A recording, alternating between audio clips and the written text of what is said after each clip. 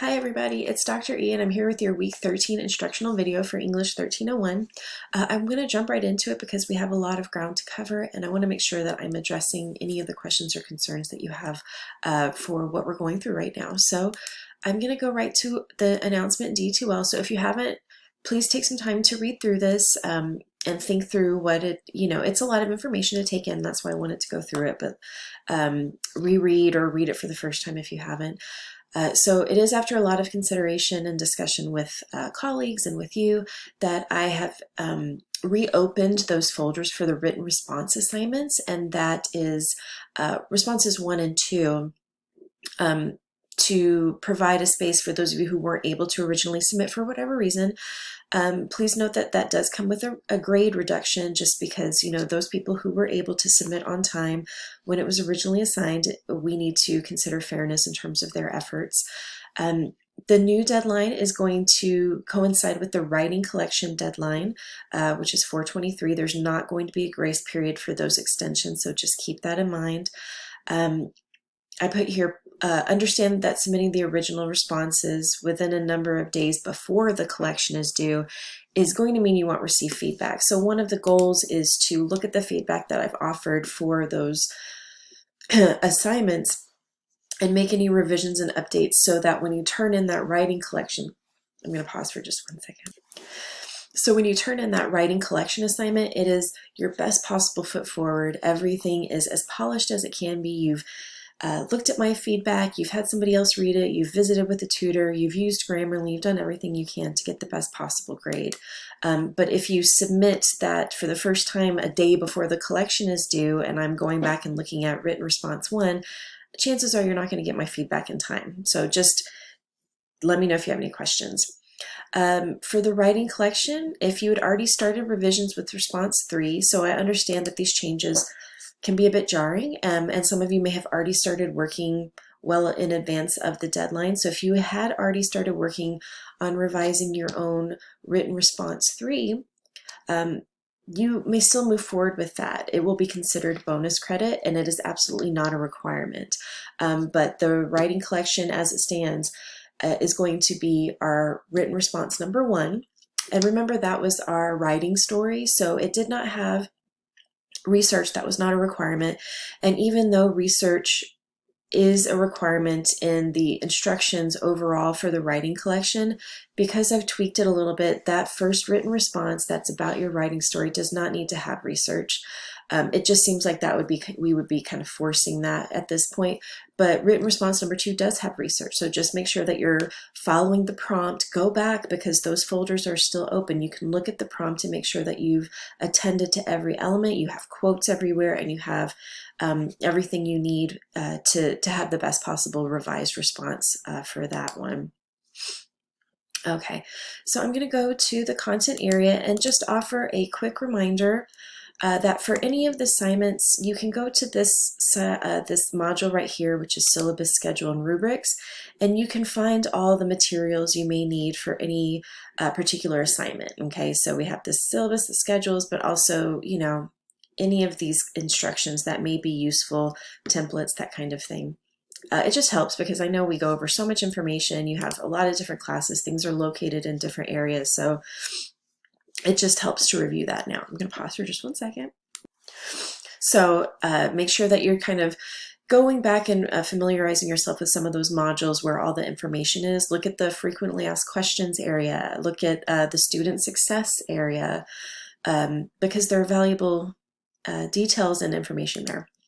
So if we go to week 13, what I want you to do is put your effort and energy into thinking about your multimedia project.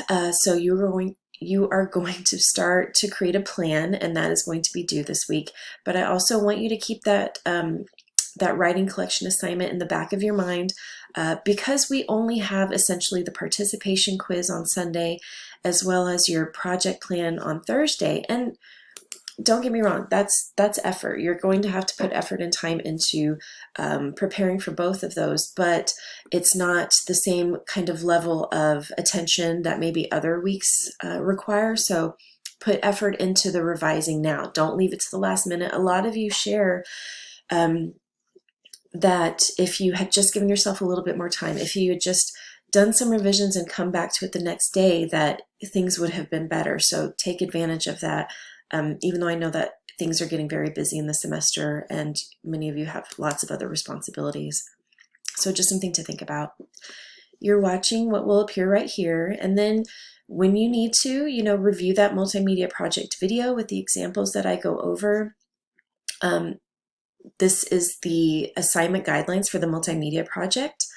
It also has links to examples, so that's helpful as well. Okay, and this is the web page version of it. So if you click on it, it will eventually open. Maybe. Let me pause. Okay. It'll eventually open. Take a look when you have a chance. And I've also put a link here for the MLA Coding and Examples handout. And this is something I want you to take some time to look at. It's something that I've put together related to Amy Choi's article because she uses a lot of sources to support her ideas. And so we can use her work as an example for us when we're thinking about how we want to bring in our sources on a surface level. Like, how do I insert this into my sentence? How do I utilize MLA format? That's what this document will go through. In addition, you can also go back and look at that MLA video, which is in the MLA Help module in D2L. So this just goes through different examples of, okay, here's the full quote that Choi uses, and this is how we incorporate a quote into the sentence. Okay, so sometimes food means survival. That's what Choi writes. And so if we want to incorporate that into our own sentence, we put, in addition to identifying food as a form of status in different cultures, Amy Choi also notes that sometimes food means survival. Okay, giving the author credit. I'm not just dropping a quote in without any kind of explanation or context. So go through that document when you're able, because again, it offers different approaches and just is kind of a good way to see what visually, like where the period goes, where the quotation marks go, that kind of thing. Because MLA, I've told you all, it's very, very picky and often kind of strange. So that's in the review section for week 13. You'll also have your quiz here, but some questions will come from this video, so I haven't made it available yet. But here is a link to the multimedia. I'm going to pause one second. This is the project plan assignment, and so please take some time to read through this. This is based on a lot of past experiences. I'm trying to kind of head off some of the issues I've seen in the past. So the whole purpose of the project plan is just that, is to create a plan for your multimedia project, because if I assign this without asking for a plan, oftentimes in years past, people would submit multimedia projects that were not actually following the guidelines and expectations of the assignment, and that drastically affects their grades, right? So I want to avoid that, but I also want to give you a sense of having a solid idea, a solid, firm idea, moving into you taking a lot of time and effort and putting that into a video, a piece of artwork, an informational PowerPoint, whatever it is that you'd like to create. So the plan helps you map things out and get some of the work done, but it also helps me ensure that, yes, go forward with this plan. It's great. I understand what you're doing. So think of it that way too. It's getting a lot of your ideas out there, but it's also, you're explaining it to me so I understand, I know what you're doing and what, the source of these ideas. Is it because you read Amy Choi's work, you wanted to create this, that kind of thing. So please read through this when you are able. And I want you to know I'm putting a lot of emphasis here. There are places for the actual paragraphs that will appear in your final multimedia project. So if you click on the plan form, it will open this document. I'm going to pause for a second. Okay, so it opens this document, and so the first thing I ask is, what text, author, etc. from the course inspired your project? So was it Ron Finley's TED Talk? Was it Amy Choi's article? Anything, right? Something that we've covered in this class specifically. Your answers to This next question, or I'm sorry, the above question and the following question are actually going to be the basis for the first paragraph that's required in your multimedia project. Remember that 3 paragraphs are the kind of short essay for the project. So your first paragraph is just what inspired you, but also I want you to describe your project. How will you address it? And what I mean is, what medium have you chosen? Have you chosen to do a piece of artwork? What will that artwork reveal? Have you chosen to sew an outfit based on Amy Choi's article? And if so, how will that come together? I want you to give me, as your initial audience, some sort of visual, help me create this in my mind. Like, what is this person doing? A lot of times people will just explain, like if they've chosen Ron Finley, they'll say, well, I chose Ron Finley and I really wanted to do his work because, and they'll have this whole paragraph on that without telling me, like, are you doing a short story? Are you creating a video? Like, what medium are you using? Because then you also have to think about how you'll upload that to D2L, which I have said, and I'll continue to say, it needs to either be a PowerPoint with the collection of images, all of that kind of stuff, or a video link to YouTube and YouTube only.